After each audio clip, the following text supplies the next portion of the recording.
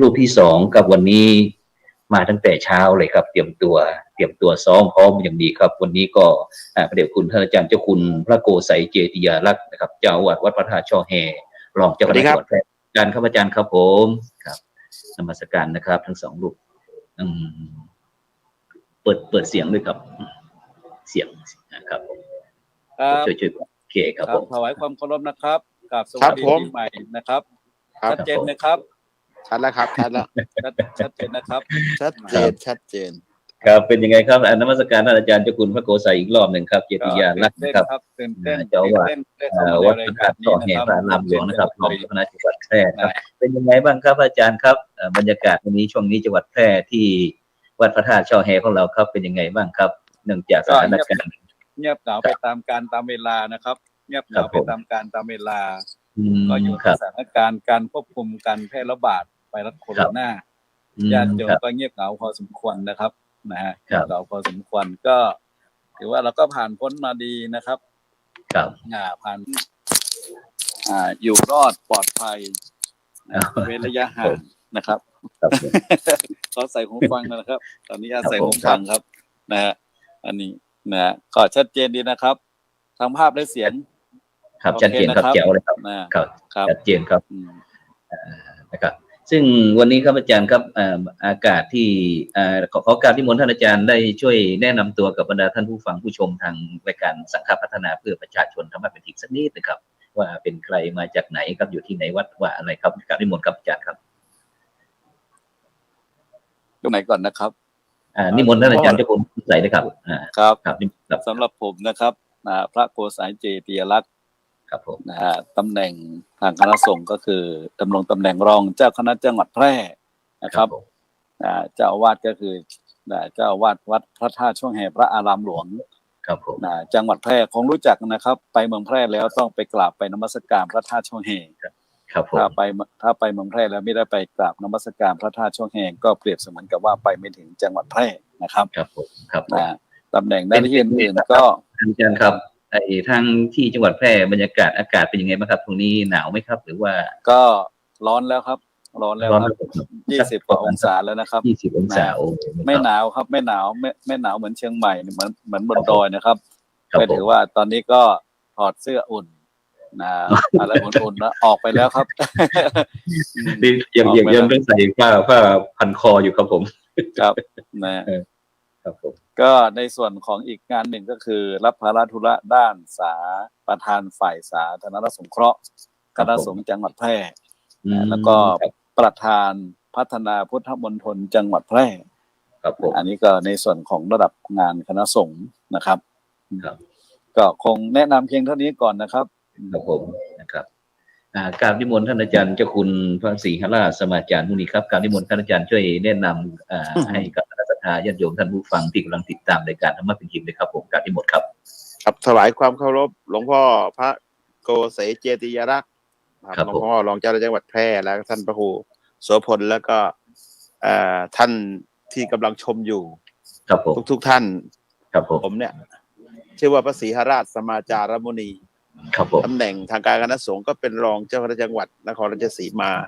ครับผมแล้วก็เป็นประธานฝ่ายเดียวกับหลวงพ่อสาธารณสงเคราะห์และล่าสุดเป็นประธานสมัชชาหมู่บ้าน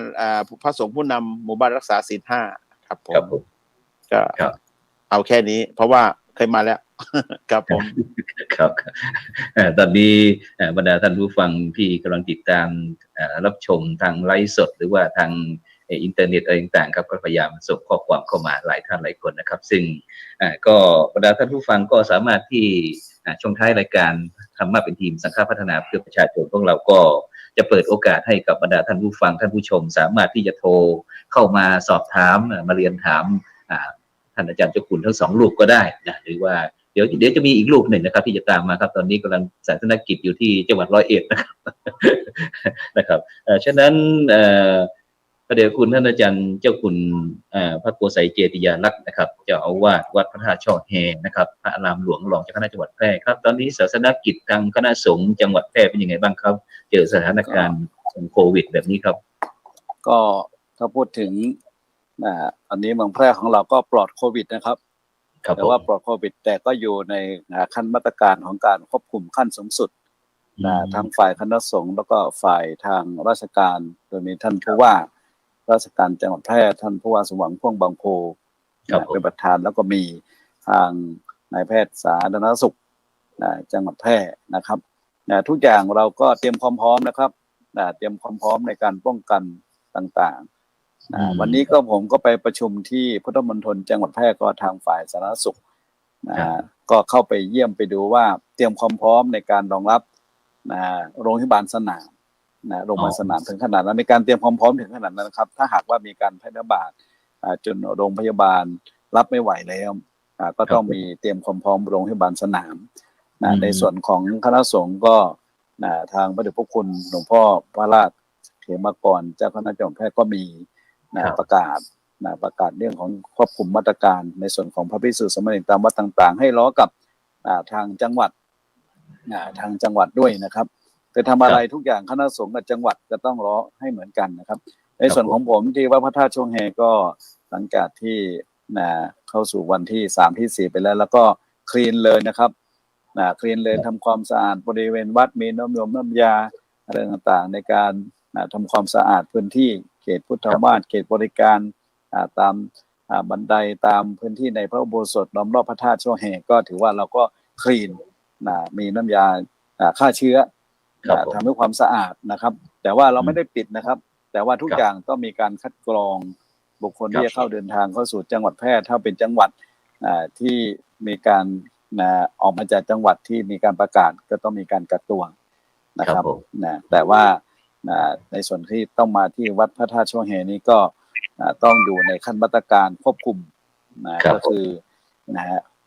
มีการเช็ควัดอุณหภูมิมีการล้างมือมีการสวมแมส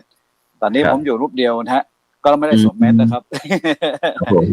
ทุกอย่างเว้นระยะห่างสวมแมสล้างมือนี่แน่นอนนะครับเช็คอุณหภูมิแล้วก็บางครั้งก็หรือจำเป็นจะต้องมีการสแกนของ QR Code ไทยชนะบ้างหมอชนะบ้างแพร่ชนะบ้างแพร่ต้องอยู่รอดนะครับแพร่ต้องอยู่รอดอันนี้คือสิ่งที่ทางจังหวัดแพร่ของเราร่วมด้วยช่วยกันทุกภาคส่วนเอาใจช่วยกันเต็มที่ณเวลานี้นะครับและในส่วนของผมเองก็จัดรายการออนไลน์นะครับวันนี้ยอมสละไม่ออกรายการออนไลน์สวดมนต์ออนไลน์สวดมนต์ออนไลน์สไตล์ New Normal นะครับสวดมนต์ออนไลน์สไตล์ New Normal ผมทำมาตั้งแต่ปีที่แล้วนะครับ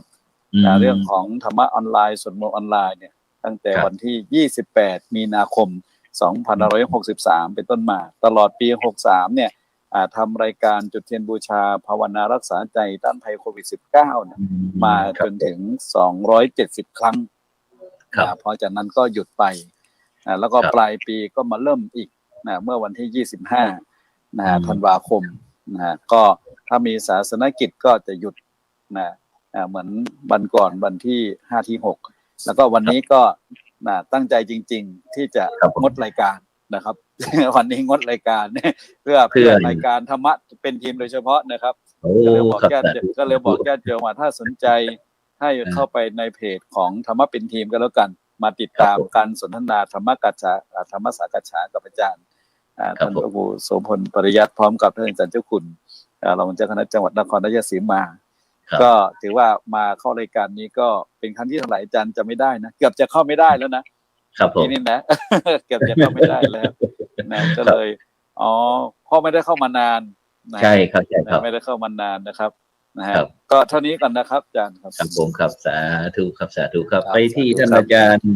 พระเดชคุณท่านอาจารย์เจ้าคุณพระสิงห์ราชสมาจารย์มุนีครับท่านอาจารย์ครับเป็นยังไงบ้างครับสถานการณ์นครราชสีมาของเราวันที่2ของกรุงเทพมหานครครับสถานการณ์โควิดโควิดก็มีผลกระทบเพราะว่ามีจำนวนคนที่ติดเชื้อโควิดอยู่ประมาณประมาณ10ท่านเนี่ยก็ผู้ว่าราชการนั่นก็คือคนที่มีอำนาจหน้าที่ผู้ว่าราชการกับสาธารณสุขท่านก็ต้องใช้มาตรการนะครับพอใช้มาตรการก็คณะสงฆ์เราก็อนุวัตตามครับผมนะครับอนุวัตตามของบ้านของเมืองเขาก็ควบคุมกันอยู่ก็มาตรการต่างๆทั้งจะใส่แมสก็ดีเว้นระยะความห่างแล้วก็กิจกรรมที่รวมคนเราก็ ก็ไม่ทำครับไม่ทำเพราะว่ากลัวผลกระทบที่จะเกิดขึ้นมาตอนนี้สถานการณ์ก็เหมือนก็ไม่ได้เพิ่มเติมฮะก็ยังสงบเงียบดีอยู่ยังน่ามาอยู่โคราชได้น่ามานะครับครับนิมนต์มาได้เลยครับไม่ต้องกลัวโควิดครับมันจะไปแถวอื่นแล้วครับครับแล้วก็อาจารย์ครับไอหลังจากที่สถานการณ์โควิดตอนที่สวดมนต์ข้ามปีครับท่านอาจารย์ครับเป็นยังไงบ้างครับส่งท้ายปีเก่าแบบวิถีไทยต้อนรับปีใหม่แบบวิถีพุทธที่โคราชของเราครับเป็นยังไงบ้างครับส่งใครส่งมันครับส่งใครส่งมันส่งเอาไม่ได้จัดรวมกันที่แต่ตอนแรกก็จะจัดกันแบบตามปกติก็จะรวมวัดต่างๆจุดต่างๆทุกวัดทุกวาแหละแต่พอมีกระแสของโควิดเข้ามาเราก็คณะสงฆ์ก็เกรงว่าจะมีผลกระทบนะก็เลยให้แต่ละวัดเนี่ยไปจัดสวดมนต์ในสิ่งที่สามารถควบคุมได้แล้วก็อีกอย่างหนึ่งก็เนี่ยทางออนไลน์เนี่ยที่ผมต้องเข้ามาทางออนไลน์รู้สึกว่าเสียงจะขาดนะครับเสียงขาดนะครับรู้สึกว่าเสียงจะขาดขาดเสียงไม่ติดต่อใช่ไหมครับไม่เป็นไรนะครับเพราะงั้นปกติครับเพราะว่าทำสวดมนต์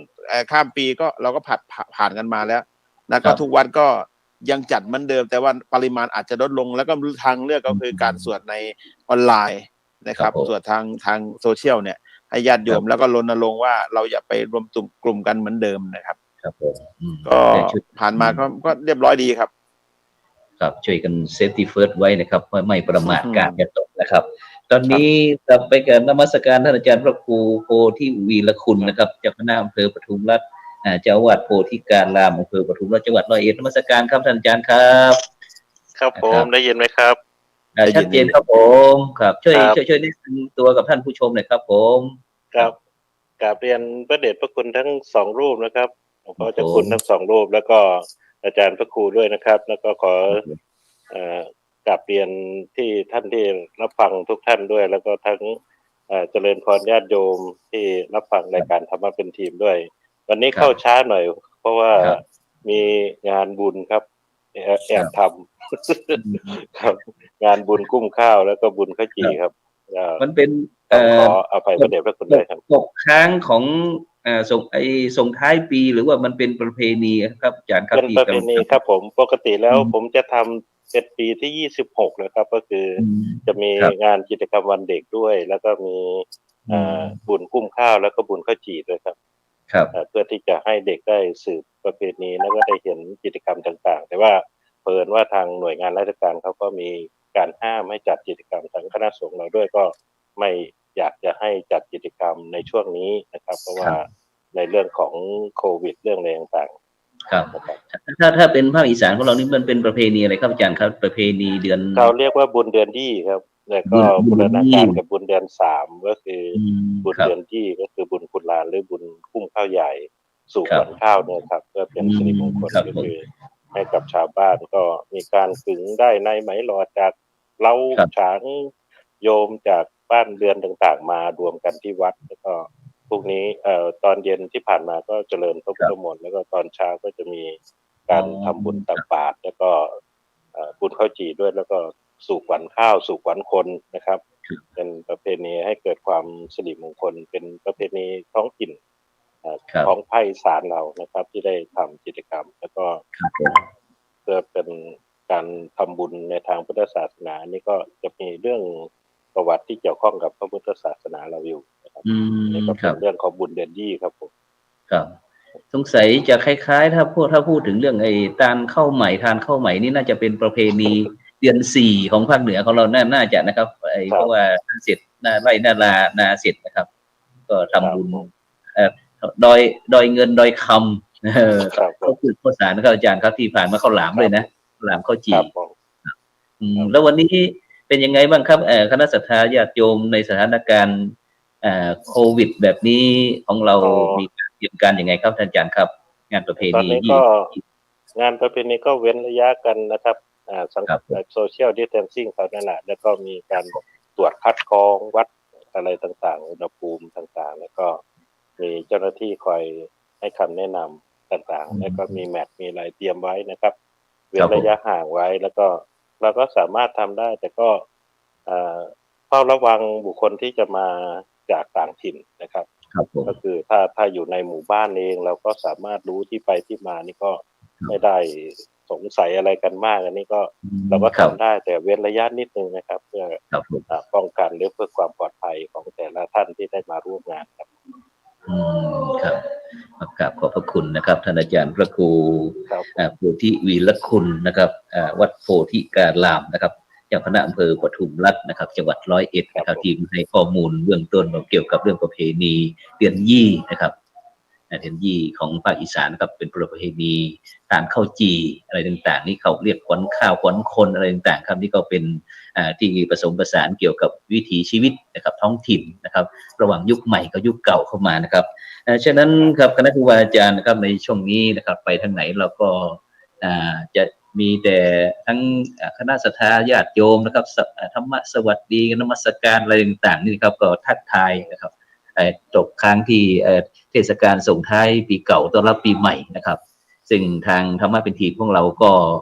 ได้มีการไลฟ์สดนะครับไลฟ์สดตลอดทั้งโต้รุ่งนะครับจนถึง6 โมงเช้านะครับฉะนั้นวันนี้นะครับเราก็รายการของเราก็เลยตั้งหัวข้อไว้นะครับเปลี่ยนพศใหม่เปลี่ยนใจหรือยังนะครับซึ่งก็อยากจะนมัสการคณะครูบาอาจารย์ของเรานะครับจะได้ทัศนะนะครับทัศนะของส่วนตัวของแต่ละรูปนะครับว่าเปลี่ยนพศใหม่เปลี่ยนใจหรือยังเนี่ยหรือว่าเปลี่ยนพศใหม่เปลี่ยนอะไรดีนะครับจะแนะนำคณะสัตยาญาติโยมท่านผู้ฟังที่กำลังติดตามทางบ้านรายการธรรมะเป็นทีมนะครับสามารถไลฟ์สดนะครับทาง Facebook แล้วก็เครือข่ายขึ้นสีขาวนะครับแล้วก็สามารถที่จะเป็นกำลังใจกดติดตามกดไลค์กดแชร์นะครับเพื่อเป็นธรรมทานนะครับไปที่ท่านนั้นพระเดชคุณท่านอาจารย์เจ้าคุณพระโกไสยเจติยารักษ์นะครับรองเจ้าคณะจังหวัดแพร่นะครับเจ้าอาวาสพระอารามหลวงนะครับ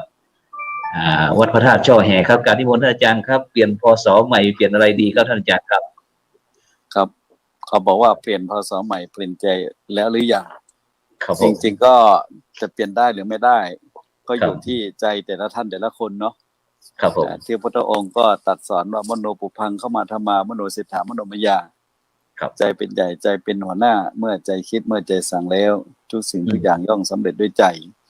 เพราะฉะนั้นการจะมาเปลี่ยนใจกันเนี่ยอยู่ๆจะมาเปลี่ยนใจกันคงไม่ได้นะครับนะหัวใจของเราก็มีกี่ห้องนะครับแต่ละห้องเป็นอย่างไรนะเพราะฉะนั้นก็ที่สำคัญก็คือเราต้องมาฝึกใจกันผมเชื่อว่าเราจะเปลี่ยนใจที่นี่ไม่ได้ว่าไปเปลี่ยนในความเป็นรูปร่างในนี้คงไม่ใช่ที่จริงถ้าจะว่าเป็นภาษาร่วมสมัยใหม่ก็อาจจะบอกว่าเปลี่ยนทัศนคติเปลี่ยนความคิดเปลี่ยนทัศนคติเปลี่ยนความคิดเปลี่ยนวิธีคิดวิธีทำดีที่เราเรียกกันว่าแบบสไตล์ New Normal ในยุคปัจจุบันเนี่ยถ้าใครปรับตัวเข้ากับความเป็นยุค New Normal ยุคของความเป็นโซเชียลมีเดียได้เหมือนที่เรากำลังนำเสนอรายการณเวลานี้อยู่ถ้าจะว่าไปคือต้องปรับได้ทุกสถานการณ์ทุกกระบวนท่าทุก360องศานะถ้าหากว่าเราปรับเปลี่ยนวิธีคิดวิธีทำวิธีการนำเสนอเนี่ยเราก็จะสามารถที่จะอยู่รอดปลอดภัยได้นะเหมือนเราเจอโควิดขึ้นมาเนี่ย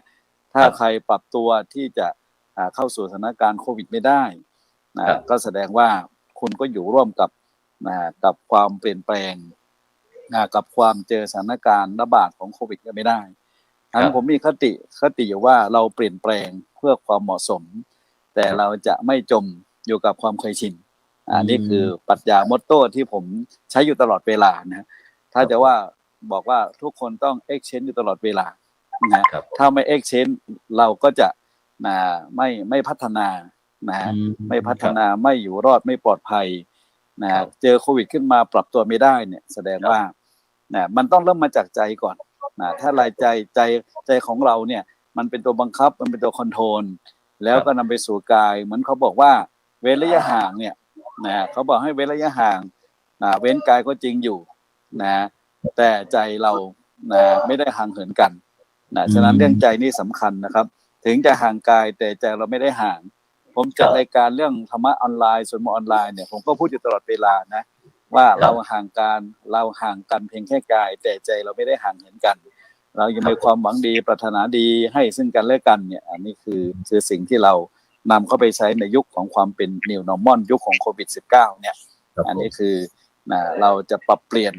แม้ว่าใจต้องมาก่อนพอใจเราปุ๊บมันก็บ่งบอกถึงว่ากายเราห่างกันเพียงแค่กายแต่ใจเราไม่ได้ห่างเหินกัน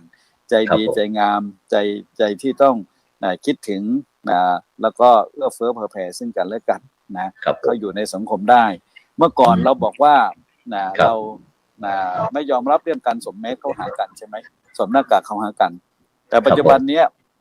ทั้งกายและใจก็ต้องยอมรับต้องยอมรับในการสวมแมสเข้าหาซึ่งกันและกันถ้าใครไม่สวมแมสไปไหนมาไหนตอนนี้ก็กลายเป็นที่เพ่งเล็งแล้วเป็นที่น่าหวาดกลัวแล้วใช่ไหมเช่นเดียวกันจะล้างมือหรือไม่ล้างมือตอนนี้มันก็ต้องมีใจใจต้องยอมรับการเปลี่ยนแปลงแต่ต้องพัฒนาจะวัดอุณหภูมิบางคนเขาให้ไม่วัด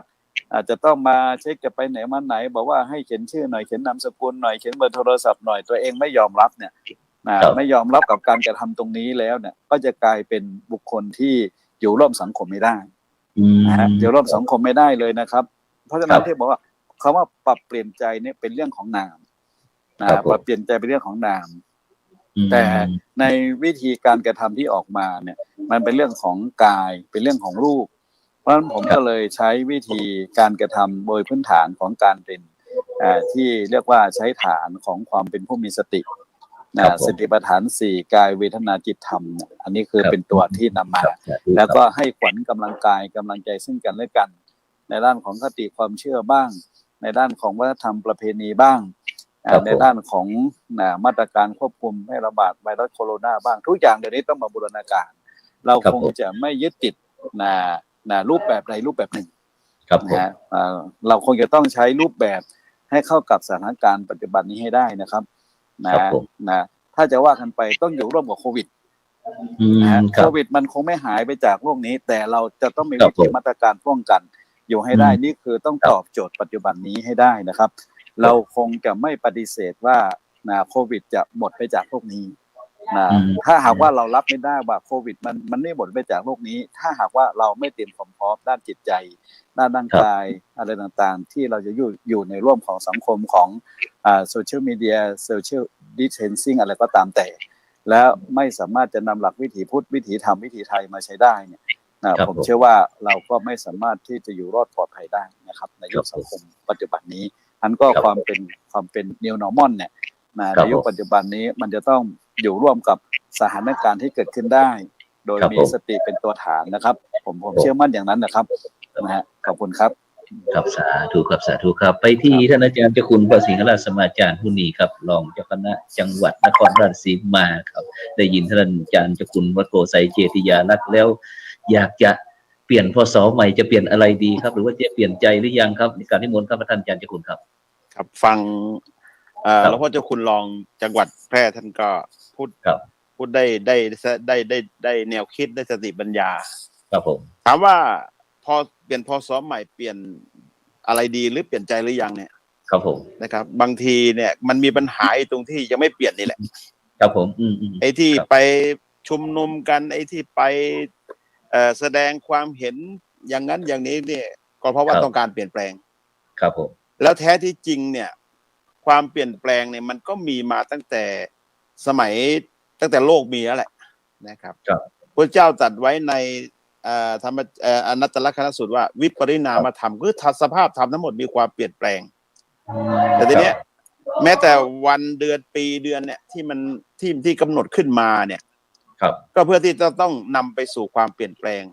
นะทำไมต้องกำหนดปีทำไมต้องกำหนดเดือนทำไมต้องกำหนดวันก็เพราะจะได้เป็น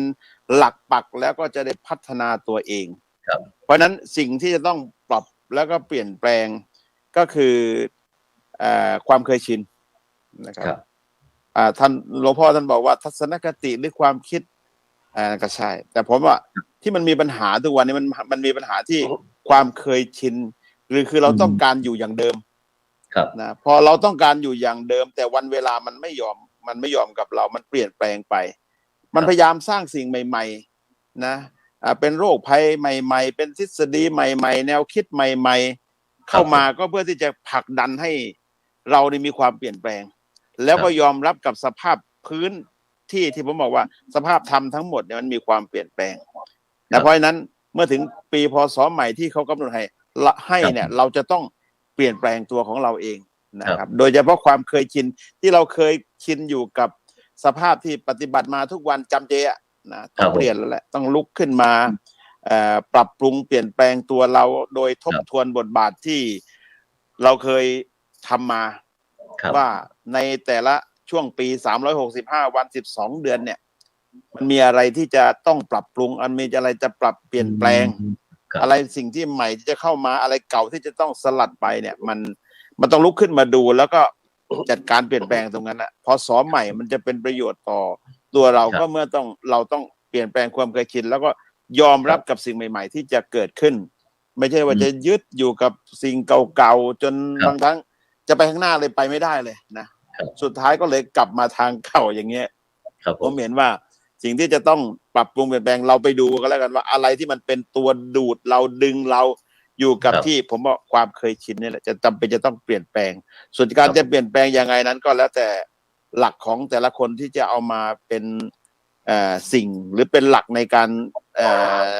ดำเนินความเปลี่ยนแปลงแต่ในทางพุทธศาสนาพระเจ้าท่านตรัสเอาไว้แล้วแหละแม้แต่ตอนที่จะสุดท้ายลาจากโลกเนี่ยท่านก็บอกเลยนะอย่าประมาทนะถ้าประมาทเมื่อไหร่เนี่ยมันไม่ได้ประโยชน์ทั้งสองทางแหละเพราะฉะนั้นตรงนี้ก็คือบอกว่าเราอยู่กับความเปลี่ยนแปลงเนี่ยต้องปรับตัวเองแล้วก็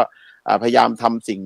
ดีๆสิ่งที่มันก้าวเข้ามาใหม่เนี่ยให้มันเหมาะสมแล้วก็สามารถไปได้ครับผมมีความเห็นในคำถามนี้อย่างนี้เลยครับผมครับขอบสาธุนะครับไปที่ท่านอาจารย์พระครูโพธิวีรคุณนะครับเจ้าคณะอำเภอปทุมรัฐเขาวัดโพธิการามครับท่านอาจารย์ครับเมื่อได้ยินท่านอาจารย์เจ้าคุณ2 ลูกนะครับคุยแล้วอาจารย์ว่ายังไงบ้างครับที่ทำเปลี่ยนพศใหม่เปลี่ยนใจหรือยังหรือว่าเปลี่ยนพศใหม่จะเปลี่ยนอะไรดีนะครับท่านอาจารย์ครับในมุมมองของอาจารย์ครับกราบนิมนต์ครับผมว่าในฟังพระเดชพระคุณทั้ง2 ลูกนี่ก็คุ้มแล้วมันจะคุ้มยังไงมันต้องช่วยกันแสดงจะได้หลายอย่างแต่ท่านพระครูโตที่กระถ่อมตัวไปแชร์ความคิดครับแชร์ความคิดครับผมก็คือในส่วนของพศนี่ก็จะเป็นตัวเลขนะครับแต่ว่าเรื่องของการปฏิบัติตนของแต่ละท่านแต่ละคนนี่ก็ต้องดูว่ามีอะไรที่เราสามารถที่จะปรับให้ทันเหมือนที่พระเดชพระคุณทั้ง2 รูปที่ได้ชี้แนะแนวทางก็คือว่าบางทีโลกเปลี่ยนไปแต่ว่าตัวเราต้องปรับตัวให้ตามเหมือนกับปฏิรูปประเทศหนึ่งพุทธเจ้าท่านได้ตรัสไว้นะครับว่าบางสิ่งบางอย่างที่มันเกิดขึ้นเนี่ยในสมัยเรานี่อย่างโควิดเนี่ยเราในปัจจุบันนี้เรารู้จักนะครับแต่ว่าเมื่อก่อนนี่ถ้าเราบุญเดือน7บุญชำระหรือบุญซ้ำ5ของอีสานเนี่ยเราก็กล่าวถึงเรื่องของพระพุทธเจ้าที่เมืองไผ่สาลีเรื่องของโรคโรคไข้ทรพิษเรื่องราชศาสตร์เนี่ยเมื่อก่อนนี่ตอนเป็นเด็กไม่เข้าใจนะครับแต่เมื่อมาในปัจจุบันเนี่ยมีโควิดเนี่ยผมว่าในยุคก่อนเนี่ยก็คือเจอสภาพแบบนี้แต่ว่าจะเรียกชื่อโรคต่างกันแต่สถานการณ์หรือเหตุการณ์นี้มันจะเป็นเหมือนกันซึ่งในสถานการณ์ที่เกิดขึ้นเนี่ยผมว่าสอนทั้งตัวพระเราเองแล้วก็ของญาติโยมที่เป็นชาวพุทธเราเนี่ยได้เห็นถึงวิธีการในการเกิดขึ้นตั้งอยู่ดับไปได้ชัดเจนมากแล้วก็ในตอนนี้ก็คือทุกคนเนี่ยเริ่มจะไม่ได้นึกถึงว่าเรื่องความโลภความโกรธความหลงเนี่ยตัวโรคภัยเนี่ยมันเป็นตัวชี้ให้เราได้ตระหนักถึงว่าบางทีมันก็จริงอย่างที่หลักธรรมเราว่าไว้ก็คือว่าหลักการเรื่องของไตรลักษณ์อยู่แล้วนะครับทีนี้ในส่วนของต่างๆนี่ก็คือเมื่อเข้าใจตรงนี้แล้วเราก็จะสามารถที่จะนำมาเป็นหลักในการที่จะปรับชีวิตของเราได้ว่าในสถานการณ์อย่างนี้เราจะปรับยังไงก็เหมือนกับกิ้งก่านะครับเวลาเจอภัยเวลาอยู่กับต้นไม้อะไรก็ปรับเปลี่ยนสภาพของมันตามเพื่อความอยู่รอดแต่ว่าของมนุษย์เราเนี่ยต้องปรับตามวิถีโลกที่เป็นอยู่แต่ว่าสิ่งที่ขาดไม่ได้ก็คือหลักต้องมีหลักก็คือหลักธรรมในทางพุทธศาสนาเราโดยเฉพาะอย่างยิ่งก็คือแล้วแต่ว่าเราจะเอาหลักไหนมาอย่างที่สำคัญที่สุดตอนนี้เรา กำลังคุยกันรณรงค์กันอยู่ก็คือเรื่องของศีล5นี่เป็นหลักพื้นฐานอยู่แล้วครับผมในการที่จะมาปรับในแต่ละท่านแต่ละคนว่าเราได้ประพฤติปฏิบัติได้ครบถ้วนสมบูรณ์ไหมในการที่อยู่ร่วมกันกับคนในโลกเรื่องของหลักการสัมพันธภาพกับบุคคลที่อยู่รอบข้างเราเนี่ยเป็นไปในทิศทางที่ดีไหมมีความคิดสอดคล้องกันไหมอะไรต่างๆอย่างที่พระเดชพระคุณหลวงพ่อเจ้าคุณรองโคราชท่านบอกว่าในการที่จะปรับในเรื่องของตัวของเราเองให้เข้ากับสถานการณ์ปรับตัวเราให้เข้ากับหลักธรรมปรับตัวเราให้อยู่ในศีลในธรรมตรงนี้ก็คือเปลี่ยนพศนี่มันเป็นตัวเลขนะครับแต่ว่าในการที่ตัวเราถ้าทำความดีอยู่แล้วก็คือทำต่อแต่ถ้าทำไม่ดีนี่ก็ต้องมองโลกว่าเรามันล้ำเส้นแล้วนะเรามันไม่ทันเขาแล้วนะหรือเราไม่ได้ปรับตัวให้เข้ากับสังคมชุมชนที่เป็นอยู่นะก็ช่วยกันครับคือของไทยเรานี่ก็ดีอย่างหนึ่งก็คือว่าคนส่วนมากทำอะไรเราก็ค่อยๆปรับตามกันค่อยๆปรับตามกันเหมือนกับวัวควายที่ต้องเดินตามแนวที่ได้กำหนดไว้อันนี้ก็เป็นโดยกรอบหลักๆก็คือในทางพุทธศาสนาเรามีหลักธรรมอยู่แล้วที่จะต้องเป็นกรอบให้เราได้ปฏิบัติเพื่อที่จะได้ผลในการเปลี่ยนพศ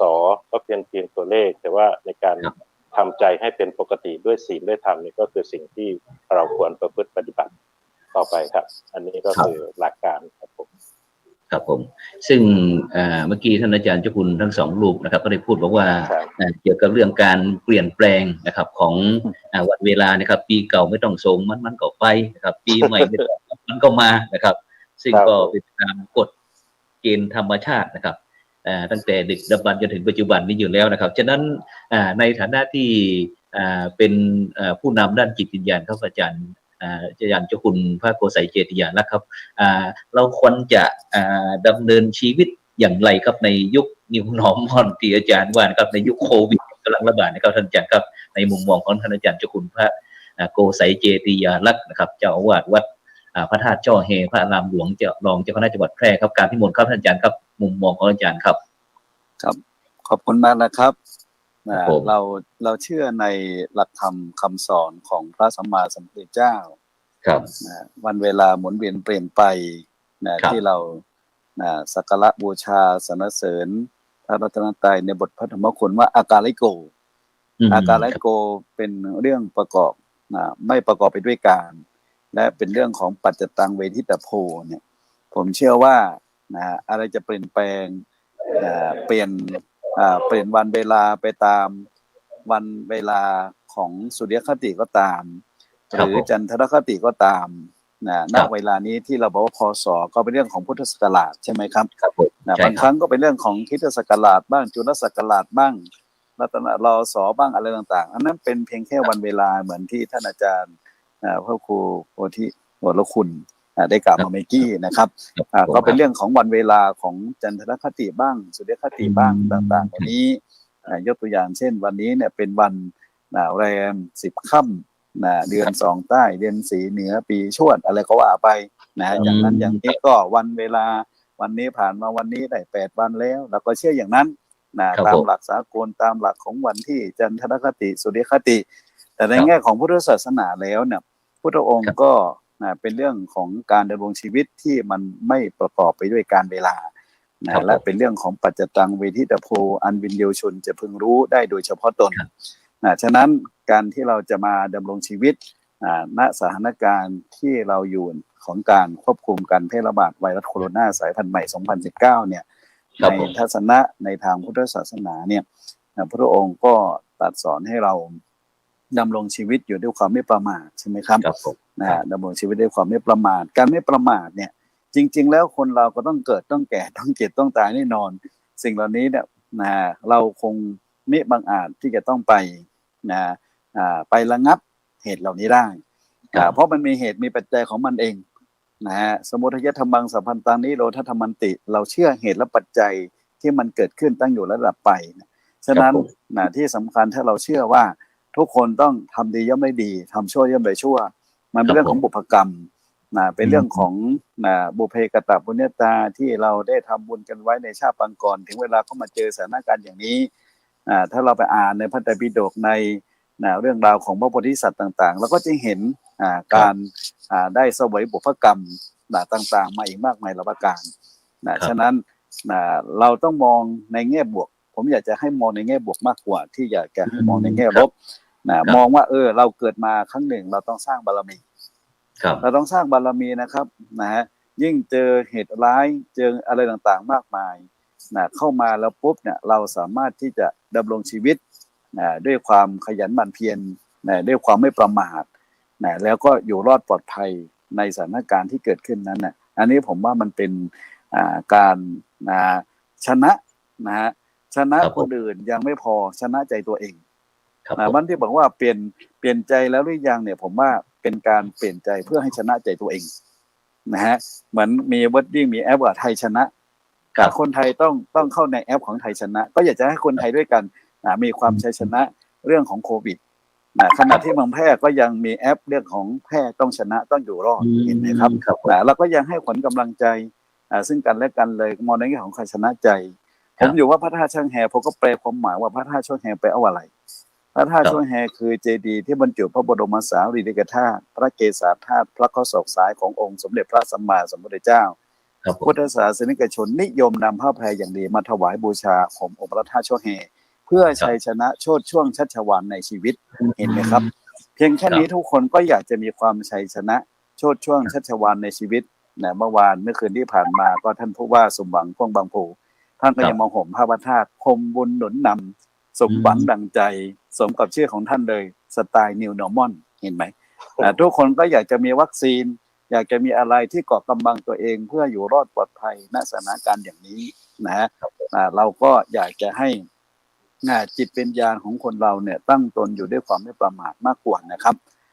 ไม่ว่าจะเป็นฝ่ายคดีโลกหรือฝ่ายคดีธรรมก็คงจะเป็นคู่ขนาน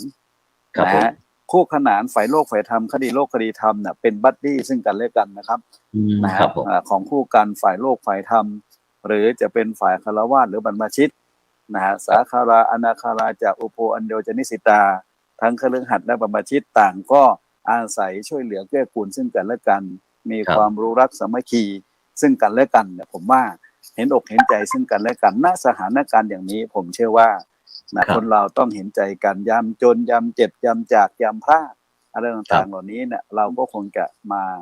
าเห็นอกเห็นใจกันมากกว่าดีกว่าจะมาซ้ำเติมกันนะครับถ้าสถานการณ์อย่างนี้มีการที่จะคอยมาซ้ำเติมกันแล้วเนี่ยก็จะเป็นเหตุการณ์ที่เราไม่ปรารถนาไม่ปรารถนานะครับเพราะฉะนั้นรัฐบาลถึงให้ทุกคนเนี่ยอยู่บ้านอยู่เชื้อช่วยชาติเห็นไหมครับอยู่บ้านอยู่เชื้อช่วยชาติแล้วก็ทำยังไงล่ะถ้าหากว่าเราออกไปแล้วเจอโควิดมาแล้วก็มาแพร่ระบาดให้กับคนที่เรารักในบ้านสู้เราอยู่กับที่ดีกว่าถึงต้องใช้รายการธรรมะเป็นทีมอันนี้ก็ตอบโจทย์โควิดได้ใช่ไหมครับอาจารย์เนี่ยเราคงต้องเป็นธรรมะออนไลน์สนทนาธรรมะสากัจฉาซึ่งกันและกันเราห่างกายก็จริงอยู่แต่ใจเราสื่อถึงกันเปิด Facebook เปิดรายการเพจธรรมะเป็นทีมก็สามารถดูย้อนได้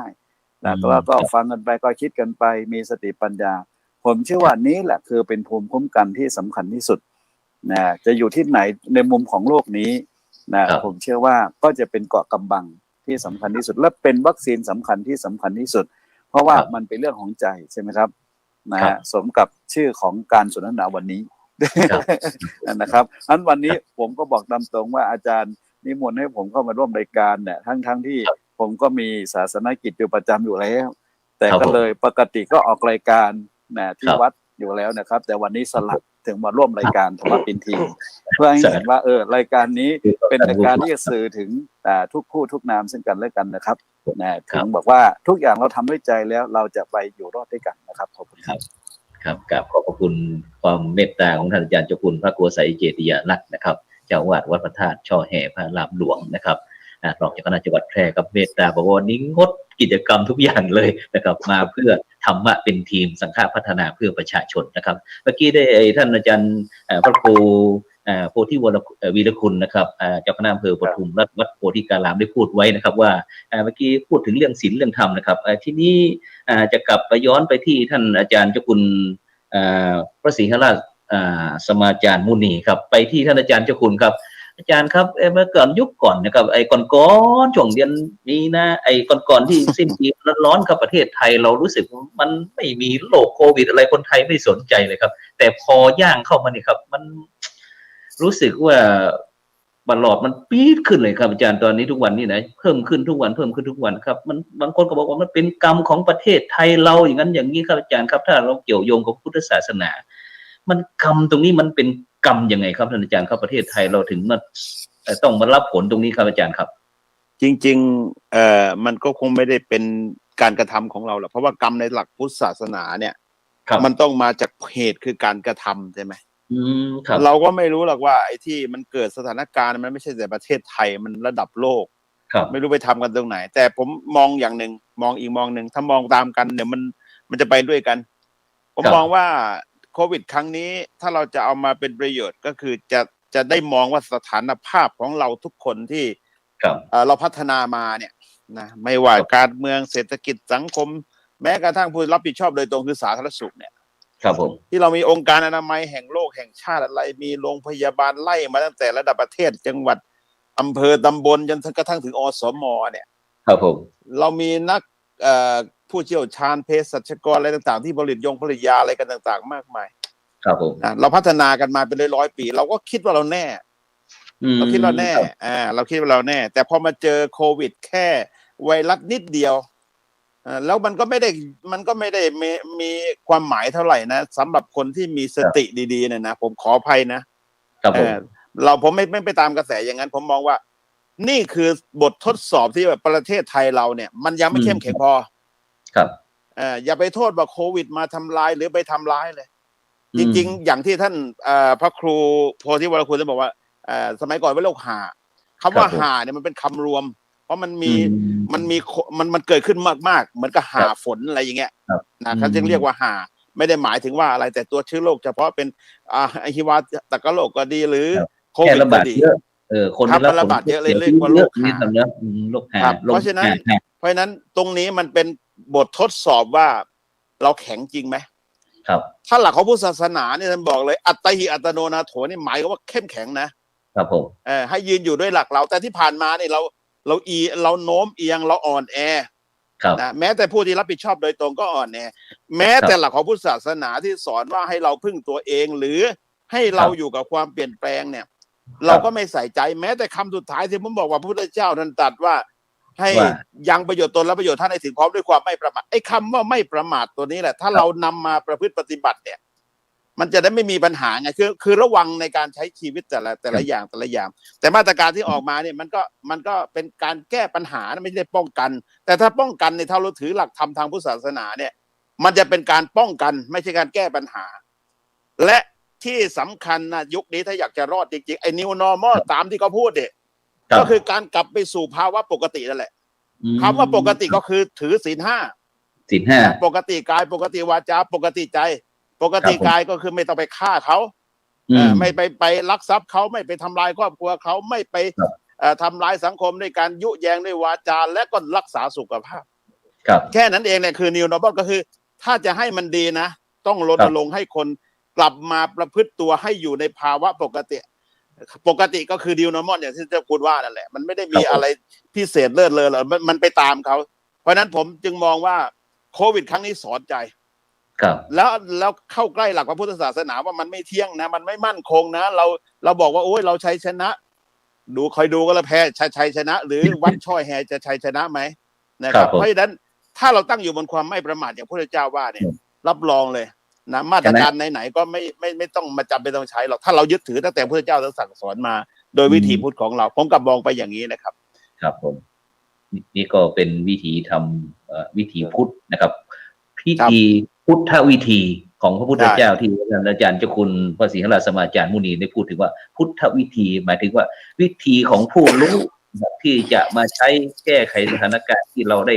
รับผลกระทบไม่ใช่เฉพาะประเทศไทยนะครับทั่วโลกทุกมุมนะครับไม่ว่าจะเป็นแถว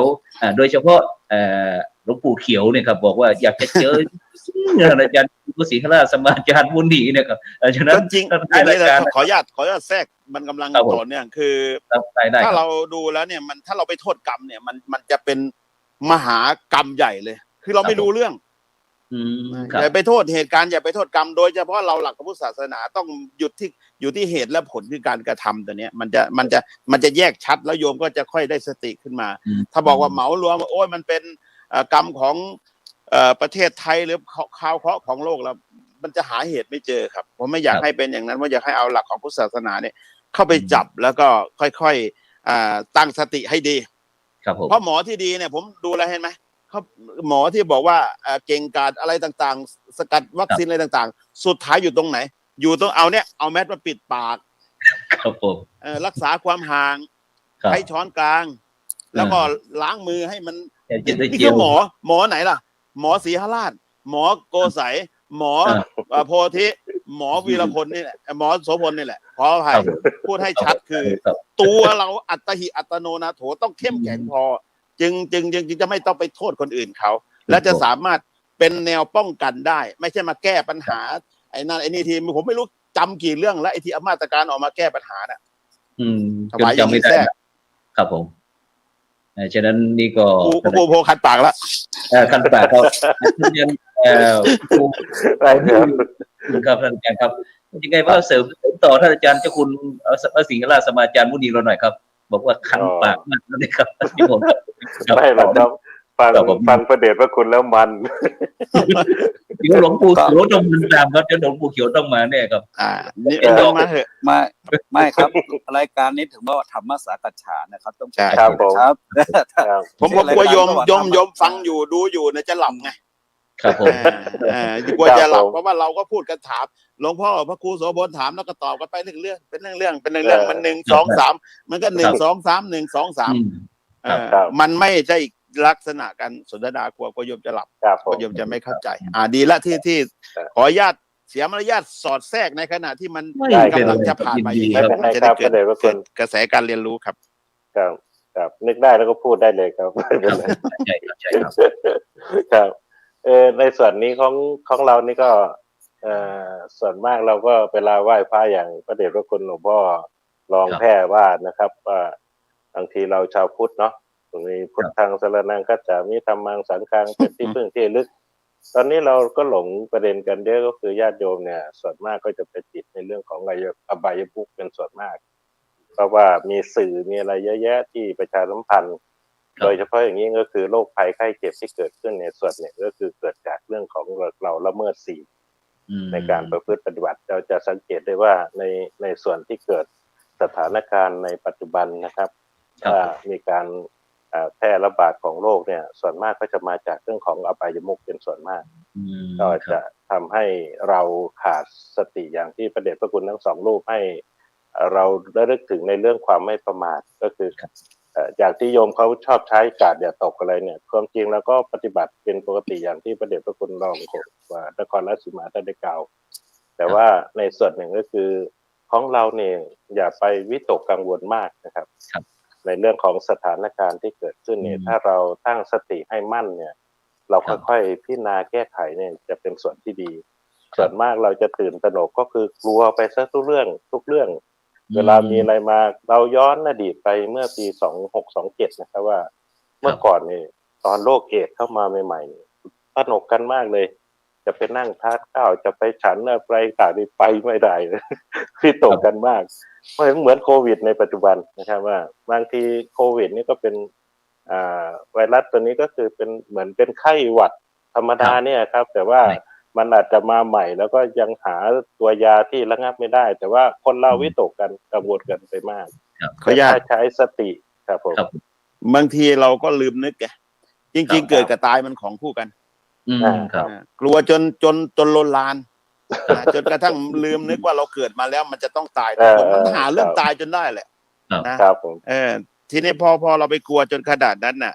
เราไม่มีคิดมาตรการที่จะขึ้นมาต่อสู้บางทีเขาก็ปล่อยชุดความเชื่อมา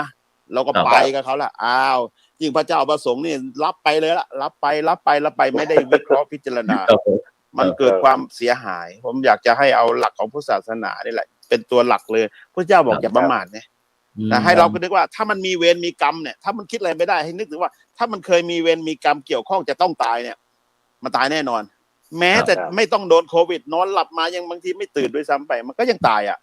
เนี่ยต้องคิดอย่างเงี้ย เพราะฉะนั้นคือก็ตกใจได้แต่ก็อย่าไปตื่นตูมอย่างขนาดนั้นผมพยายามจะปลอบก่อนว่าถ้าคิดอะไรไม่ได้ก็นึกถึงว่าตายมันมากับเกิดนะแล้วก็จะได้สบายใจอย่างนี้ครับผมส่วนมากเราก็จะคงจะต้องเตือนสติกันเองว่าในส่วนของชาวพุทธเราก็คืออย่าตื่นตระหนกมากเกินไปอย่าวิตกมากเกินไปโดยยึดถือหลักธรรมเป็นหลักนะครับก็คือเรื่องของการตั้งมั่นการมีสติในการพิจารณาทุกอย่างซึ่งบางสิ่งบางอย่างนี่ถ้าเราค่อยๆคิดวิธีการในการที่จะรักษาตัวเหมือนพระเดชพระคุณว่าตาเหตุตโนนาโถนี่ก็คือวิธีการในการปรับตัวนะครับในการปรับตัวในการใช้ชีวิตด้วยความพอเพียงด้วยการที่เราไม่ต้องไปอะไรมากรักษากายวาจาเราให้ปกติบุคคลรอบข้างให้เป็นไปด้วยดีเนี่ยสถานการณ์ต่างๆก็ไม่ได้ลุกลามอะไรมากแต่ก็จะอยู่ด้วยความสุขทุกที่นะครับครับ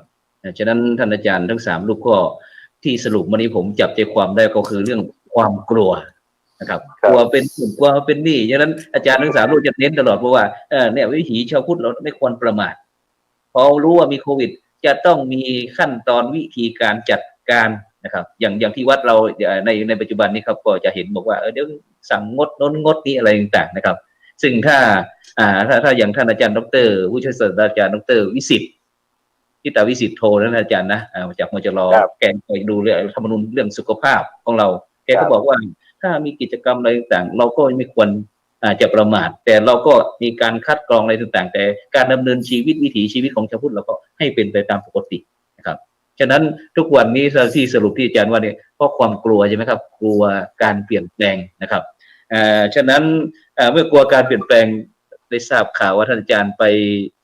เจริญพระพุทธมนต์มานี่ครับเนี่ยครับอาจารย์พระครูโพธิวีรคุณไปเจริญพระพุทธมนต์ที่ไหนมาผมเกือบจะนำไปฝากอาจารย์เจ้าคุณโคราชครับผมวันนั้นไปร่วมงานพระราชทานเพลิงศพที่โคราชคือเพิ่นว่าไปร่วมงานมงคลสมรสของลูกศิษย์นะครับอยู่ที่อำเภอหนองหานจังหวัดอุดรแล้วก็มีพระที่ท่านอยู่วัดละหารท่านไปด้วยหมายถึงท่านอยู่ที่หนองหานนั่นแหละผมฟังสวดของญาติอยู่ที่วัดทวีการที่คลอง 1เสร็จเรียบร้อยก็เลยตีรถไปที่นู่นเพื่อไปร่วมงานมงคลสมรสลูกศิษย์ก็คือไปร่วมไม่ได้ไปเจริญพุทธมนต์นะครับก็คือพอตอนเช้าก็เอาสิ่งของไปมอบให้เป็นที่ระลึกเขาเสร็จแล้วก็เดินทางไปที่ร้อยเอ็ดต่อแต่ว่าในช่วงที่ไปร่วมงานน่ะก็ได้ไปพักค้างอยู่กับพระมหาที่ท่านได้ติดโควิดเนี่ยครับแต่พอกลับมาผมก็ติดตามข่าวก็คือเจ้าวาดท่านวัดละหารท่านไปตรวจเมื่อวันที่31ใช่ไหมครับแล้วก็เจอเสร็จแล้วผลออกวันที่1แต่แล้วก็สแกนทั้งวัดแล้วก็ไปเจออีก3 รูปใน3 รูปเนี่ย1ในนั้นก็คือพระดร.สุภัทรเรานี่แหละครับผมลงมหากรอบนี่แหละทีนี้ก็เลยมาดูมีพี่ชายเขาโทรมาบอกว่าเนี่ยมหากรอบติดนะก็เลยของเราต้องรับผิดชอบสังคม รับผิดชอบสังคมก็เลยให้ทางหมอโรงพยาบาลเข้ามาเช็คดูแล้วก็ได้นำเอาตัวอย่างไปตรวจนะครับก็ปรากฏว่าไม่พบเชื้อก็คือสอบถามมหาก่อนที่จะไปที่หนองหานน่ะได้อยู่ใกล้หลวงพ่อเจ้าวาดไหมท่านบอกว่าไม่ได้อยู่ใกล้เลยไม่ได้อยู่ใกล้ท่านเจ้าวาดแล้วก็พอวันที่24 25พอวันที่28เนี่ยถึงได้ไปร่วมงานเจริญพุทธมนต์ฉันเพลกับเจ้าวาดแล้วก็นั่งอยู่ค2ซึ่งอยู่ติดกับเจ้าวาดก็อาจจะมีส่วนนั่นแต่ว่าณปัจจุบันนะครับวันนี้ที่มหาท่านไลน์มาก็บอกว่าอาการไม่มีอะไรเลยหมอไปตรวจเลือดก็ไม่เจอเชื้อนะครับแล้วก็เป็นไวรัสที่ไม่ใช่โควิดนะครับแต่ก็ต้องพักรักษาตัวคือกักตัวแต่ว่าทั้งที่ไปร่วมงานทั้งหมดเนี่ยผมก็ตกใจอยู่เพราะว่าทางมจรนี่แชร์ไปทั่วเลยแล้วก็บอกว่าเนี่ยใครที่ไปงานแต่งนี่ต้องไปกักตัว14 วันเลยเนี่ยโอ้ถ้าผมไม่ใช่มันยังหลบมุมอยู่เหรอไม่ครับผมจะสร้างความกลัวนะผมจะสร้างความกลัวเอาไว้ไม่ให้หายอาจจะอยู่เลยคือเราต้องมีสติครับก็คือว่าเรามาไล่ดูไทม์ไลน์ แล้วก็เช็คบุคคลที่เราเกี่ยวข้อง ครับ ว่า ต้องยืนยัน มีความ ต้องยืน เสี่ยง ยัน มากน้อยแค่ไหนครับผม ครับ แล้วก็มีการตรวจมีการคือทำให้สบายใจทั้งทุกส่วนนะครับว่าเวลาเราไปแล้วมันถ้ามันติดเนี่ยเราต้องรับผิดชอบ ใช่ ของผมก็ให้หมอมาตรวจมาอะไรเรียบร้อยเพื่อสบายใจแล้วก็เช็คกันทั้งคนที่ไปแล้วก็หลายๆคนก็ผ่านนะครับไม่มีการติดเชื้ออะไรใดๆทั้งสิ้นนะครับ แล้วก็ในส่วนของมหาจุฬาทุกท่านเลยนะครับก็คือของมหานั้นท่านก็เป็นเช็คล่าสุดนี้ก็คือไม่พบเชื้ออะไรเลยตรวจเลือดก็ไม่เจอนะครับ แต่ว่าเขาก็ต้องกักตัวนะครับแต่ก็เป็นเรื่องเตือนว่าบางทีเรานึกว่าเป็นเรื่องไกลตัวความจริงแล้วไม่ใช่ครับ มันอยู่ใกล้ตัวเรามาก ซึ่งบางทีเราด้วยความที่เราก็ท่านนั้นก็เป็นคนรู้จักกันสนิทสนมคุ้นเคยไปร่วมงานไปอะไรต่างๆเนี่ยเราก็ไม่ได้มีความคิดอย่างนั้นก็คือ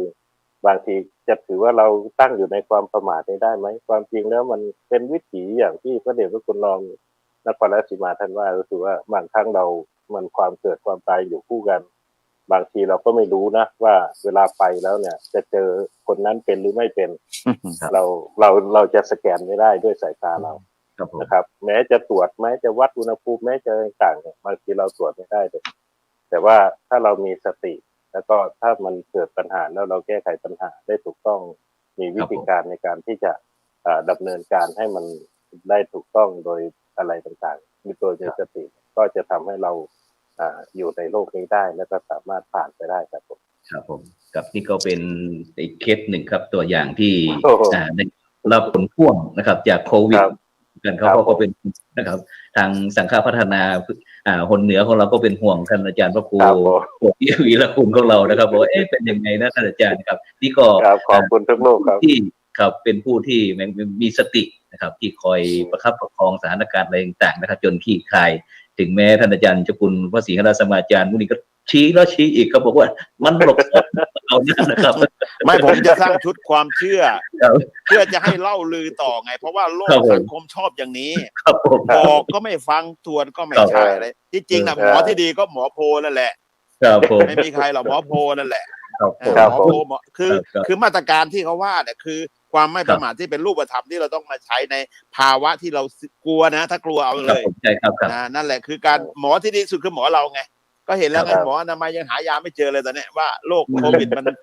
มันจะรักษาด้วยอะไรเห็นไหมใช่ครับสุดท้ายก็ต้องมาที่เราอ่ะก็เลยบอกว่าอย่างนั้นครับกลับไปที่ท่านอาจารย์เจ้าคุณพระโกษัยเจติยาลักษณ์นะครับเจ้าอาวาสวัดพระธาตุช่อแฮนะครับรองเจ้าคณะจังหวัดแพร่ครับท่านอาจารย์ครับได้ยินท่านอาจารย์ทั้งสองรูปได้พูดได้คุยกันแล้วนะครับรู้สึกว่าเริ่มมีไอเดียอะไรขึ้นมาเกี่ยวกับคณะสงฆ์จังหวัดแพร่ครับมีการสนับสนุนส่งเสริมเรื่องการป้องกันหรือว่าการระบาดของโควิดบ้างไหมครับคณะสงฆ์จังหวัดแพร่เราครับท่านอาจารย์ครับคือถ้าพูดถึงเรื่องการป้องกันตรงนี้ก็ทุกคนก็ป้องกันดีอยู่แล้วนะครับครับผมเชื่อว่าไม่มีใครที่จะไม่ดำเนินการในการที่จะป้องกันตัวเองก็คำถามก็มีอยู่ว่าทุกคนก็กลัวตายกลัวตายเร็วก่อนกำหนดนะฮะเพราะฉะนั้นก็รู้อยู่แล้วว่ามันต้องตายแต่จะทำอย่างไรไม่ให้ตายเร็วก่อนกำหนดเพราะเราจะต้องมีภาระธุระหน้าที่ยังทำอยู่ให้มันสมศักดิ์ศรีพระเจ้าหน่อยนะในส่วนของพระสงฆ์เนี่ยเราไม่ทิ้งโยมนะฮะโยมก็ไม่ทิ้งพระสงฆ์แต่ต่างก็มีการเตือนสติช่วยเหลือเกื้อกูลซึ่งกันและกันก็บอกกล่าวกันนะครับแต่ที่ทางเมืองแพร่ของเราเนี่ยเราไม่ตื่นตูมนะครับเราไม่ความตระหนักและเราก็ไม่ตระหนกจนเกินไปนะครับจนไม่สามารถจะทำอะไรนะฮะแล้วก็กลัวไปหมดไม่ใช่นะครับเหมือนที่อาจารย์ทั้งสองรูปที่ได้กล่าวเมื่อกี้นะครับว่าอย่ากลัวเกินไปความกลัวก็คือความตระหนกนั่นแหละนะที่จริงเราต้องมีความตระหนักมากกว่าตระหนกตระหนักคือในการอยู่ดำรงชีวิตเราอย่างไรอยู่ได้อย่างมีสติปัญญาอย่างไรอยู่ด้วยความไม่ประมาทอย่างไรและทุกอย่างเราก็ต้องช่วยเหลือตัวเองนะฮะอัตตาหิอัตโนนาโถโกหินาโถปโดสิยาตนเองต้องเป็นที่พึ่งของตนเองคนอื่นใครเราจะเป็นที่พึ่งได้ฉะนั้นถึงเวลาเราก็ต้องช่วยเหลือตัวเองนะครับสิ่งเหล่านี้ จะมารอแต่หมอมาช่วยเนี่ยคงไม่ใช่อาจจะช้าเกินไปนะทุกอย่างเราต้องช่วยเหลือตัวเองนะคณะสงฆ์นะก็เฝ้าระวังอยู่นอกจากเรายังช่วยตัวเองแล้วยังดูแลตัวเองแล้วปุ๊บอย่างน้อยคณะสงฆ์ก็ยังดูแลเฝ้าระวังกับญาติกับโยมนะกับคนในวัดกับคนในวัดคนนอกชุมชนและสังคมต่างๆนะจะไปในมาไหนทุกอย่างก็ต้องระมัดระวังแต่ก็ยังทำงานปกติอยู่นะครับผมก็ยังทำงานตามปกติผมก็ต้องทำทุกอย่างตามปกติไม่ได้วิตกกังวลอะไรนะฮะก็ยังทำงานตามปกติแต่ก็ต้องป้องกันไว้ก่อนจริงๆแล้วเนี่ยเรื่องโควิดตรงนี้เนี่ยมันไม่เหมือนสมัยก่อนคือโรคหาก็คือโรคร้ายเป็นเรื่องปกติแต่ตอนนี้มันมาพร้อมกับกฎหมายประกาศคำสั่งนะครับนะฮะถ้าหากว่าเราฝ่าฝืนอะไรบางอย่างบางครั้งก็ข้อกฎหมายอาจจะรุนแรงกว่าโควิดก็ได้นะครับ เพราะฉะนั้นเนี่ยมันเป็นลักษณะอย่างนี้นะครับมันก็ในฐานะที่เราเป็นพระสงฆ์เราก็คงจะไม่ทำอะไรที่ไปล่วงละเมิดข้อกฎหมายนะแล้วก็มีข้อแนะนำให้กับญาติโยมสาธุชนปฏิบัติตามกฎระเบียบระเบียบตามข้อมาตรการของกระทรวงสาธารณสุขของยิ่งตอนนี้ทางรัฐบาลก็คลี่คลายให้แต่ละจังหวัดมีการประเมินมีการวางมาตรการแต่ละโซนไปนะครับแต่ละโซนไปผมอยู่ที่เมืองแพร่นี่ก็ดีหน่อยว่าเป็นจังหวัดที่ยังไม่มีผู้ติดเชื้อโควิดมันก็เลยคลี่คลายสถานการณ์ได้เยอะแต่ถ้าจังหวัดไหนที่มีผู้ติดเยอะเนี่ยการควบคุมมันก็จะเข้มข้นไปตามประกาศของจังหวัดอะไรก็ว่าไปจังหวัดแพร่ไม่มีจริงๆก็ตามประกาศครับตามประกาศตามประกาศในเฟสนี้นะครับแต่ว่าครั้งแรกนั้นมีแต่ตอนนี้ณเวลานี้ไม่มีอันนี้คือครับเพราะฉะนั้นก็เนี่ยตอนนี้ที่ท่านผู้ว่าแถลงมานะครับบอกว่ามันเราก็มีการควบคุมอยู่ตลอดเวลานะครับอันนี้เราไม่ได้ประมาทนะครับเราไม่ได้ประมาทเนี่ยเพราะฉะนั้นก็ถ้าพูดถึงเอาถอดบทเรียนจากการปฏิบัติการเนี่ยเอาตัวธรรมะเข้ามาก็ใช่หมดนะครับไม่ว่าจะเป็นศีล 5ไม่ว่าจะเป็นสติไม่ว่าจะเป็นอัตตาหิอัตโนนาโถ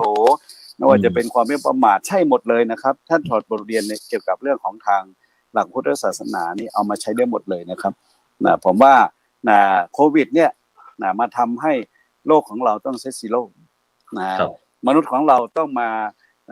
ตื่นตัวรู้ตัวให้มากที่สุดรู้ตัวให้มากที่สุดผมก็ใช้หลักคำสอนของพระเดชพระคุณหลวงปู่พระพรหมมงคลวิปัสสนาที่หลวงปู่ว่านิ่งได้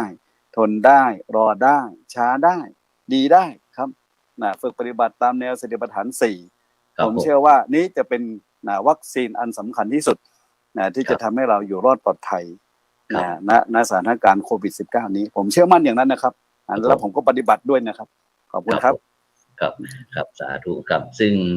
พระเดชพระคุณทั้ง3รูปนะครับท่านอาจารย์พระครูโพธิวีรคุณนะครับท่านอาจารย์เจ้าคุณพระโกษัยเจติยาลักษณ์ท่านอาจารย์เจ้าคุณพระศรีหราชสมาจารย์มุนีนะครับซึ่งก็ได้นำวิถีพุทธวิธีนะครับของพระพุทธเจ้านะครับโดยเฉพาะมาคุยสนทนากันทางธรรมะเป็นทีมสังฆพัฒนาเพื่อประชาชนเพื่อที่จะเป็นส่วนหนึ่งนะครับช่วยเสริมเติมเต็มให้กับบรรดาพี่น้องชาวโลกทั้งคนไทยทั้งจะศาสนาไหนก็ตามซึ่งเราก็จะประพฤติปฏิบัติโดยเฉพาะเรื่องความไม่ประมาทนะครับฉะนั้นก็หวังว่าในการคุยกันตามหลักธรรมคำสอนทางพุทธศาสนาเกี่ยวกับการแก้ปัญหาโควิดหรือว่าพุทธวิธีในการแก้ปัญหาก็คงจะเป็น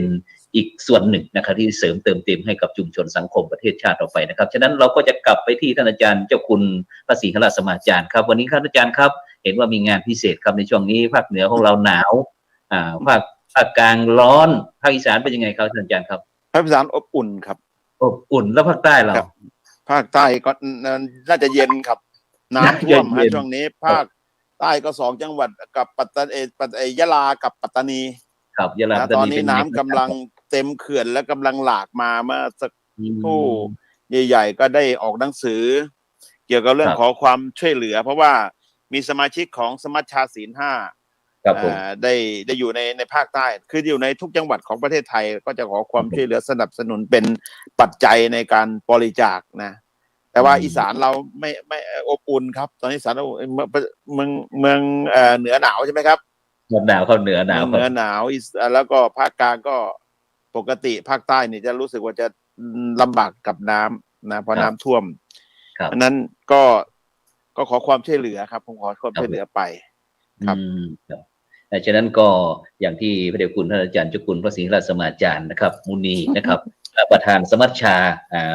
ผู้พระสงฆ์ผู้นำขับเคลื่อนหมู่บ้านรักษาศีลห้านะครับแห่งประเทศไทยนะครับท่านอาจารย์ มันมีแห่งเดียวอะฮะมันมีแห่งเดียวไม่ต้องเรียกว่าแห่งชาติครับ เพราะว่าเรารวมทั้ง4 ภาคทั้ง4 หนลงมาแล้วเนี่ยนะครับ แล้วก็ตั้งขึ้นนะครับแล้วมันก็ไม่รู้จะไปสมัชชาแห่งประเทศไทยหรือก็เอาง่ายๆว่าสมัชชาแห่งชาติกันแล้วกันไม่ได้เสียหายอะไร มันจะได้ดูคึมๆดีนะครับหรือจะมีฝ่ายใดเสนอความคิดก็ยังเปิดรับอยู่นะ แต่ว่าที่ได้ติดปากกันครับให้ข้อมูลที่ผู้ที่จะมีส่วนร่วมในการที่จะช่วยช่วยนำไปแบ่งปันน้ำใจพี่น้องภาคใต้คือปัตตานีกับยะลาด้วยนะครับซึ่งพระเดชคุณท่านอาจารย์เจ้าคุณพระศรีราชสมาจารย์มุนีนะครับประธานสมัชชาพระสงฆ์ผู้นำขับเคลื่อนหมู่บ้านรักษาศีลห้าซึ่งก็จะมีคณะสงฆ์สมัชชาผู้นำศีลห้าขับเคลื่อนเนี่ยทั่วประเทศไทยก็ประมาณสัก500 รูป517 รูปครับ517 รูปนะครับซึ่งในขณะนี้ไม่นับทั้งครูบาอาจารย์แล้วก็ท่านเจ้าคุณด้วยนะท่านเจ้าคุณเนี่ยเป็นหนเหนือกันหนใต้กันหนกลางหนตะวันออกกันของผมที่แต่งชุดขึ้นมาเนี่ยก็คือจำนวนที่จะผ่านการอบรม3 รุ่นแล้วก็ถูกแต่งตั้งมอบหมายในการไปปฏิบัติหน้าที่จะช่วยขับเคลื่อนโครงการหมู่บ้านรักษาศีล5แล้วก็ในยามภัยพิบัติอะไรต่างๆเกิดขึ้นมาเนี่ยก็อย่างจังหวัดแพร่ก็น่าจะมีสัก6 รูปใช่ไหมครับครับใช่ครับมีครับผ่านการอบรมมาแล้วนะครับลูกศิษย์ผมเองครับนั่นแหละหลวงพ่อใช้งานให้เต็มแรงฮะใช้งานให้เต็มแรงเพราะว่าเหล่านี้อาสาขึ้นมาทำงานครับผมอย่าได้เกรงใจแล้วก็ที่101ก็เหมือนกันครับผม101ก็ใช้ได้เต็มที่เหมือนกันเพราะว่าอาสามาทำเรื่องนี้แต่เฉพาะจะทำกิจกรรมจะเชื่อมงานประสานโครงข่ายอะไรต่างๆได้หมดนะครับครับฉะนั้นก็บรรดาท่านผู้ฟังและก็ท่านผู้ชมก็สามารถที่จะร่วมแบ่งปันน้ำใจช่วยซับน้ำตาพี่น้องภาคใต้นะน้ำท่วมภาคใต้ก็คือปัตตานีที่ยะลาก็บัญชีรายชื่อนี่ก็พระสาธิตปริปุณโญนะธนาคารไทยสาขายะลังเลขที่บัญชีก็6 ยะลังหรือยะหลิงยะลังเหรอครับสาขายะลังนะครับ625046626นะซึ่งพระอาจารย์สาธิตปริปุณโญนี่ก็เป็นวัดโคกยะคาตำบลคลองใหญ่อำเภอยะลังจังหวัดปัตตานีซึ่งบรรดาท่านผู้ฟังก็สามารถที่จะร่วมช่วยแบ่งปันน้ำใจให้พี่น้องทางชาวภาคใต้ที่ได้รับผลกระทบจากน้ำท่วมนะซึ่งก็เป็นภัยธรรมชาตินะที่อย่างภาคเหนือของเราก็อากาศเย็นพี่น้องแล้วก็อุ่นแต่พี่น้องทางภาคใต้ก็หนาวน้ำท่วมนะครับฉะนั้นกลับไปที่ท่านอาจารย์ก่อนเวลาที่จะหมดนี้ไปที่ท่านอาจารย์พระครูโพธิวีรคุณครับช่วย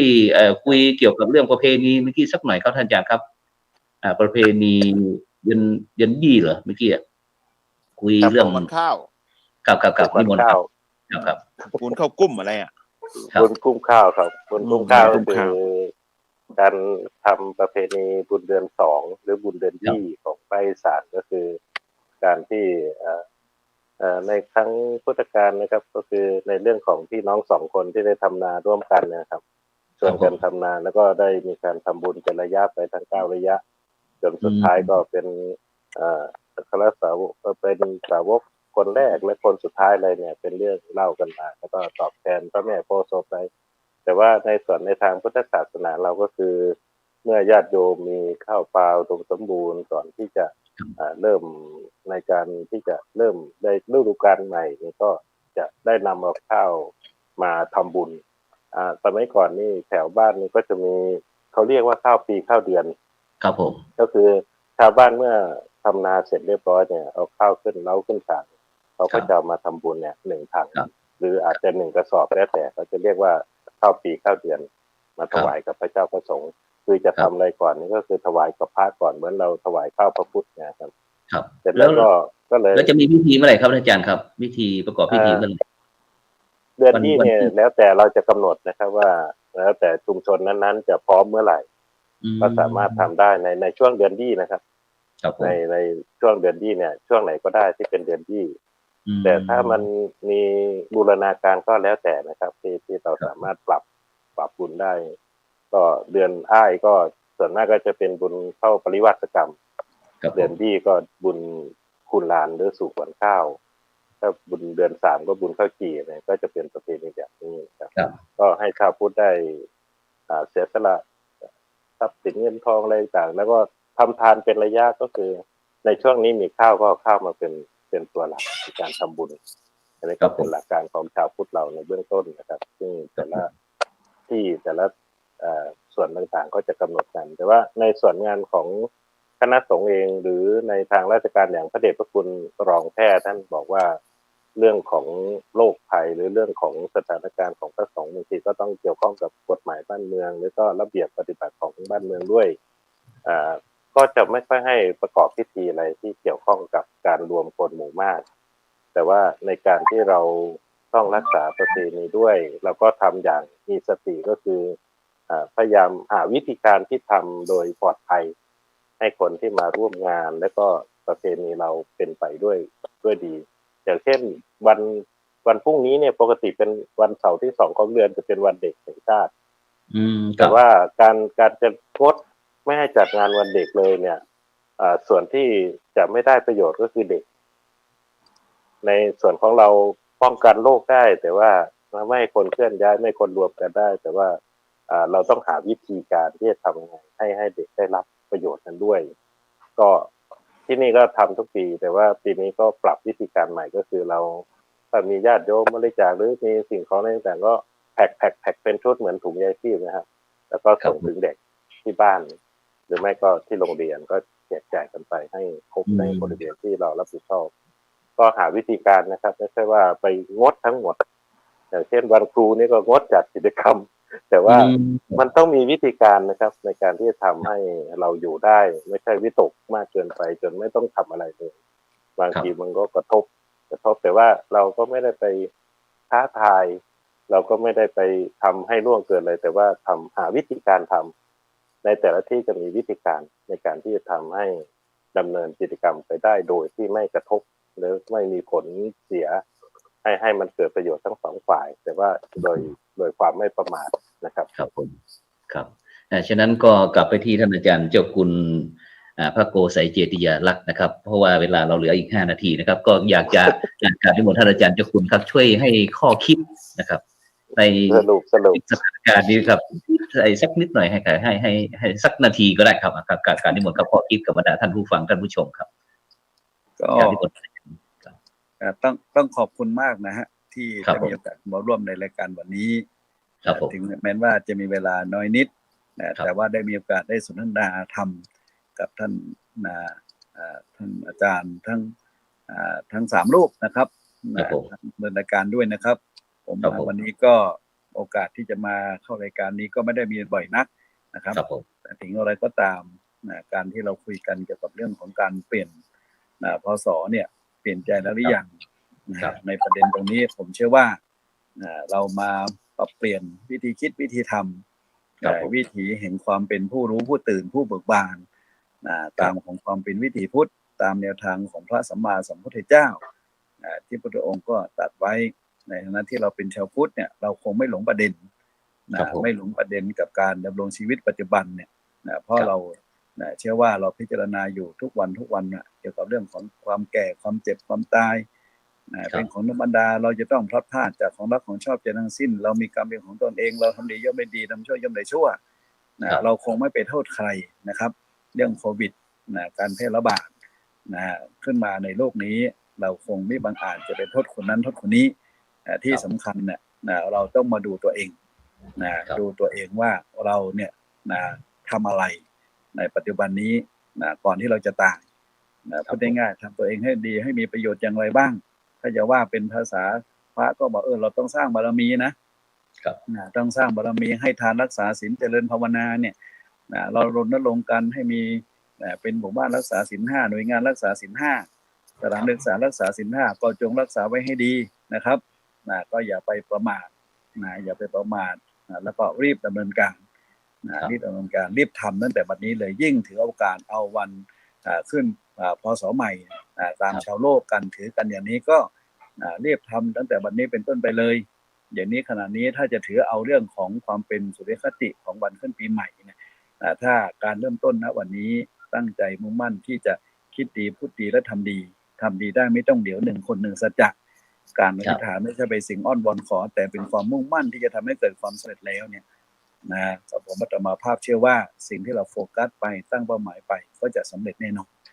ตามความปรารถนาไม่ว่าจะในชาตินี้และชาติหน้าเพราะฉะนั้นก็ความตั้งใจมุ่งมั่นจะทำอะไรที่จะมาเป็นปัญหาอุปสรรคนั้นมันเป็น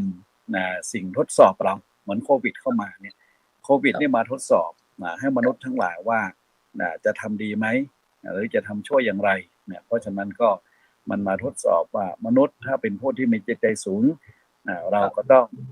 สั่งสมบำเพ็ญบารมีต่อไปจนกว่าชีวิตจะหาไม่นะครับเพราะฉะนั้นก็อย่าประมาทนะครับมันก็ที่อาจารย์เจ้าคุณรองจังหวัดนครราชสีมาท่านก็เน้นเรื่องความไม่ประมาทการมีตัวการมีเรียกเกี่ยวกับเรื่องของตนแหละเป็นเรื่องของตนเนี่ยเราต้องช่วยตัวเองท่านอาจารย์พวกครูวรโพธิคุณก็เน้นเรื่องของหมู่บ้านศีลห้านะครับทุกอย่างเนี่ยเราบูรณาการไปทั้งหมดเลยนะครับในยุคของความเป็นNew Normal ปัจจุบันเนี่ยก็คือนำวิถีชีวิตดั้งเดิมที่มันหย่อนยานไปเอามาปรับใช้ให้มันเข้มแข็งขึ้นให้มันเข้มแข็งขึ้นทำให้ดีขึ้นให้มันสามารถที่จะอยู่รอดปลอดภัยได้ไม่ต้องไปวิตกกังวลที่จริงแล้วมันเกิดขึ้นมาแล้วเรื่องโลกเหล่านี้ก็อย่าไปกังวลวันเวลามันก็หมุนเปลี่ยนไปมาตลอดเวลาจะปีเก่าปีใหม่ไม่สำคัญอยู่ที่ว่าใจของเรานั้นเป็นใจใหม่แล้วหรือยังใจดีใจงามแล้วหรือยังเท่านั้นเองบางครั้งเปลี่ยนพศใหม่ไปแล้วใจก็ยังเหมือนเดิมยังปรับพฤติกรรมก็เหมือนเดิมทำอะไรก็ยังเหมือนเดิมอันนี้ก็แสดงว่าไม่ได้พัฒนาไม่ได้พัฒนาไม่ปรับไม่เปลี่ยนฉะนั้นเราเปลี่ยนแปลงเพื่อความเหมาะสมแต่เราจะไม่จมอยู่กับความเคยชินความเคยชินเนี่ยเราไม่ยอมรับกับการเปลี่ยนแปลงนั่นแหละเป็นเหตุเป็นปัจจัยที่ทำให้เรายอมรับสถานการณ์ที่จะเกิดขึ้นต่อไปไม่ได้นะครับก็ขอให้ขวัญกำลังกายกำลังใจครูบาอาจารย์ทุกรูปนะครับจะได้เป็นกำลังของพุทธศาสนาด้วยกันนะครับของคณะสงฆ์นะครับไปที่อาจารย์ให้กำลังใจกับญาติโยมไปกันด้วยนะตัวที่พิคุณครับฝากข้อคิดให้กับคณะสัตยาญาติโยมท่านผู้ฟังหน่อยครับส่วนท่านอาจารย์ไว้ที่หลังทุกไว้ปิดอาจารย์จะคุณไว้ที่หลัง